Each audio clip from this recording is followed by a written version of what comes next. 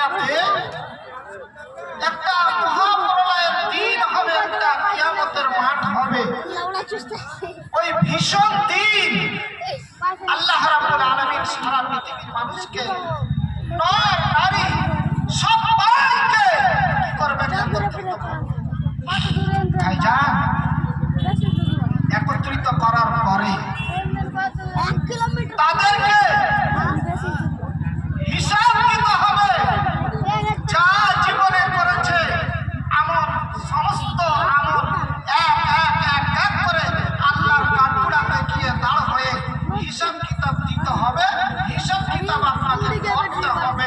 হিসাব করা আগা পর্যন্ত আপনি এক পা নড়াচড়া পারবেন না। বাপজান, কিয়ামতের দিন আল্লাহ রাব্বুল আলামিন হিসাব কিতাব করে নেওয়ার পরে দুটো পত্র আমাদের মধ্যে তৈরি করবেন।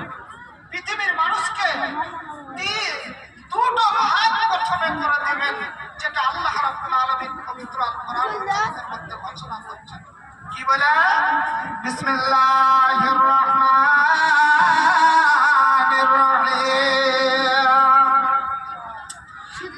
ফারিকুন ফিল জান্নাতি ওয়া ফারিকুন ফিস সাঈর। আল্লাহ রাব্বুল আলামিন পবিত্র কোরআনের মধ্যে বললেন, সারা পৃথিবীর মানুষকে কিয়ামতের দিন আল্লাহ রাব্বুল আলামিন দুই ভাগে বিভক্ত করবেন। একটা ভাগ কোথায় যাবে? ফারিকুন ফিল জান্নাত। কোথায়? সেই সুখময় স্থান, সেই জান্নাতের ভিতর প্রবেশ করবে। কিন্তু বন্ধু আমার, আল্লাহর কোরআন বলছেন ওয়া ফারিকুন ফিস সাঈর। আল্লাহর কোরআন বলছেন, বাপজান আমার, এ আল্লাহর বান্দা বান্দিরা শুনে নাও, আর একটা ভাগা হবে ওদের স্থান জাহান্নামের মাটিতে যেন হয়ে যাবে। হিসাব কিতাব আল্লাহ রাব্বুল আলামিনের কাছে দেওয়ার পরে তাদের আমল নামাখানা কি করা হবে? দেওয়া হবে, তাকে সার্টিফিকেট দেওয়া হবে। সার্টিফিকেট দেওয়ার পরে যেই সার্টিফিকেট আপনার বিতরণ হবে, যারা জান্নাতি হবে ওদেরকে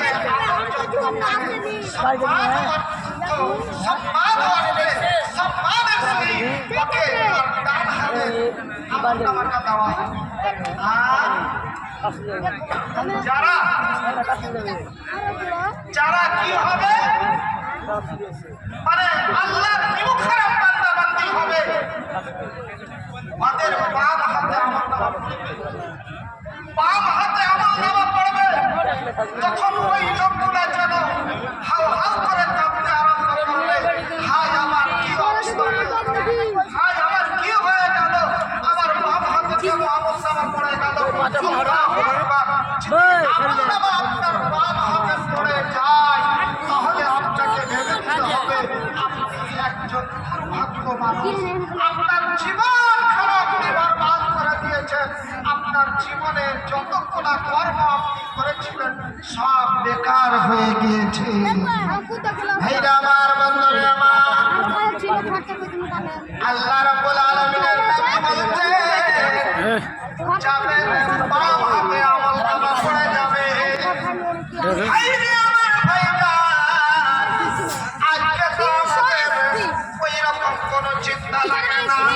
বন্ধুরে, যেদিন বাম হাতে আমার আপনার আমলনামা পড়ে যাবে, সুবহানাল্লাহ, লোকটা এত কান্না করবে, এত কান্না করবে, এত কাঁদবে, বন্ধু আমার, তার কেঁদে কোনো লাভ হবে না, কোনো লাভ হবে না।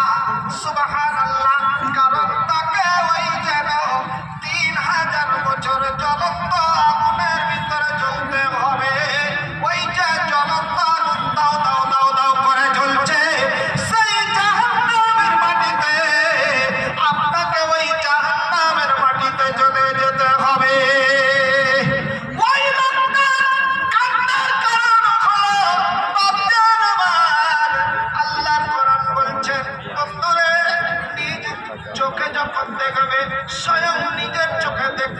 হচ্ছে এই যে জাহান্নাম, এই যে ভয়াবহ জায়গা, এই ভীষণ কঠিন জায়গাতে আমাকে যেতে হবে।